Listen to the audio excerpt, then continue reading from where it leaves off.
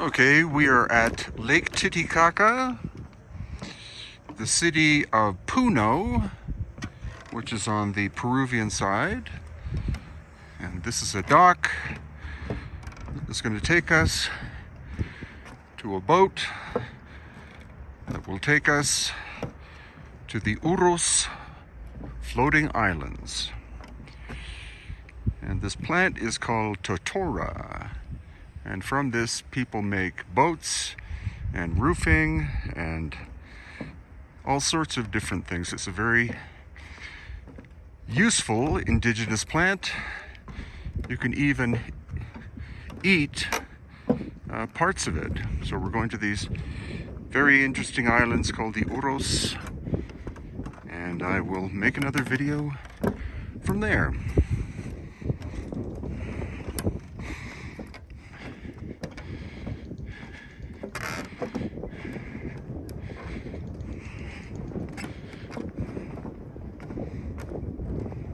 What is it? Okay, well, there are four main activities on the floating islands: fishing and hunting made by men, weaving by women, and all of them collect the reeds, including children.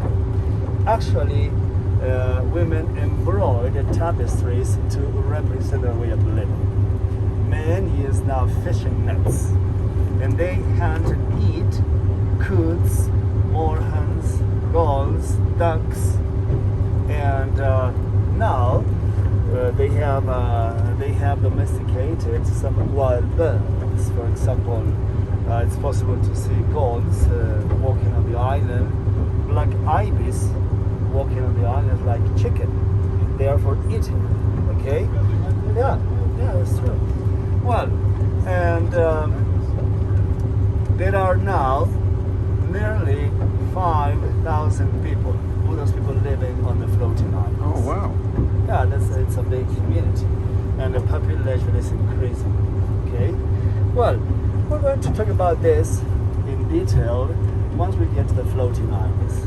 Meanwhile, let's have a talk about the high plateau, all the scenery you have seen on the way to Peru. So now we are moving towards the floating Uros Islands. That is our hotel, way off in the background. This is the city of Puno.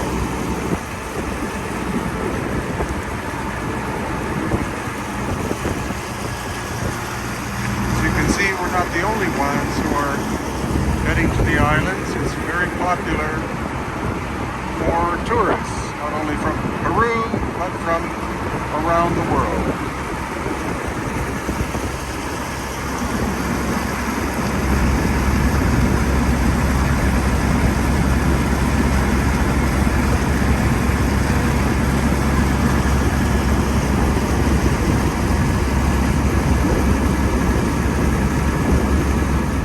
And here on the left side, we have a hotel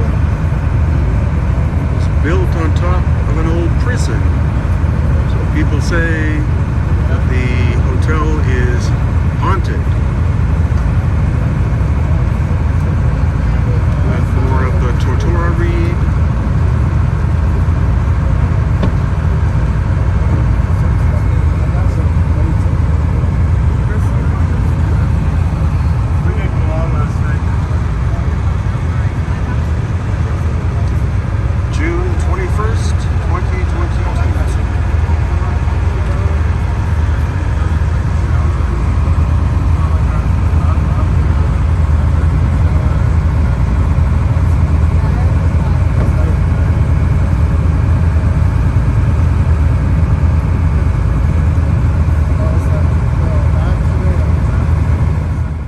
So now we're at the toll booth. At the toll booth? Yeah. Okay.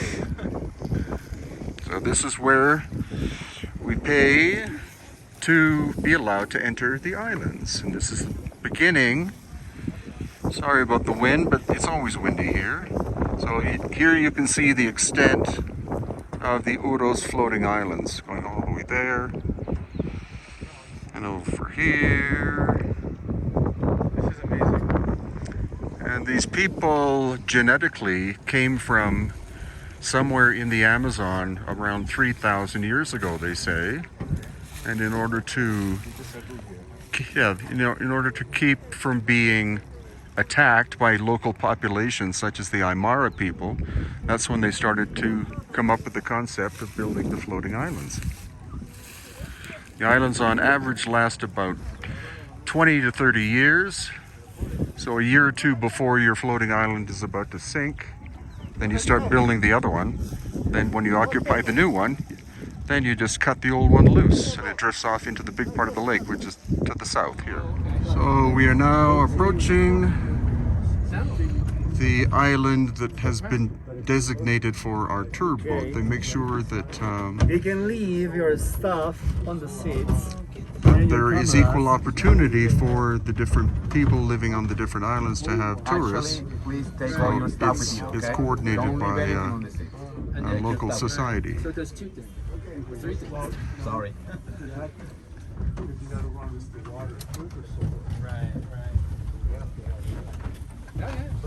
You can leave your stuff here, probably. No. Take all your stuff with you, please. Oh, is that so? Okay. Look at this. This is what works as a foundation, as a base of the islands. They are known as killis, and actually the reeds grow from the killis, which means that these killis, these floating pieces, are fixed to the bottom. They have air inside. Suddenly they come up. Killis like this because they have a lot of air inside. That's why they come up. Pieces like this, but much bigger, from 5 to 10 square meters, the surface, are floating in the surroundings naturally. They bring these big floating killis to be used as a foundation of the island. But first, let me introduce to the president of the island. Years ago, they used ropes made of grass. Now, synthetic ropes.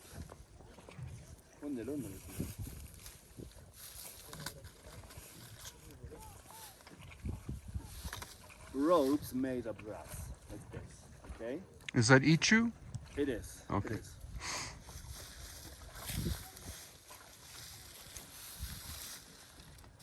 That's how they keep the killis, the floating killis, together. A few months later, these killis, 4 in this case, they are more most of the time, fix each other naturally, and then they become a big solid piece. Now they have to anchor this foundation. How? Look at over there. Behind the island, there are reeds growing. So this is walking around on the spongy Uros floating island. This is how they traditionally cook their food.